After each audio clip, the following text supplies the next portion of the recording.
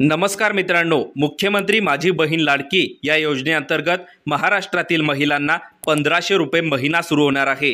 या योजनेसाठी तुम्हाला अर्ज करायचा असेल तर यासाठी कोणकोणते कागदपत्रे लागणार आहेत ते आज आपण या व्हिडिओमध्ये पाहणार आहोत। त्यामुळे हा व्हिडिओ पूर्ण बघा आणि पहिल्यांदा चॅनलवर आला असाल तर लाईक आणि सबस्क्राइब नक्की करा।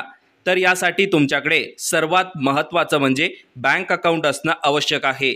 यासोबतच Aadhaar card, ration card, passport size photo आणि डोमेसाइल म्हणजेच महाराष्ट्र राज्याचे अधिवास प्रमाणपत्र किंवा जन्माचा दाखला असणं आवश्यक आहे। महत्त्वाचं म्हणजे चालू वर्षाचा कुटुंब प्रमुखाचा उत्पन्नाचा दाखला देखील असायला हवा, जो की 2.5 लाखापेक्षा कमी असायला पाहिजे। तर ही सर्व कागदपत्र आहेत जी हा फॉर्म भरण्यासाठी आवश्यक आहेत। त्यामुळे ही सर्व कागदपत्र आत्ताच काढून ठेवा आणि या योजनेसाठी अर्ज कसा करायचा याबद्दलचा सविस्तर व्हिडिओ तुम्हाला आपल्या चॅनलवरती पाहायला मिळेल। त्यामुळे चॅनल सबस्क्राइब करून ठेवा। सोबतच काही अडचण असेल तर कमेंट करून नक्की विचारा।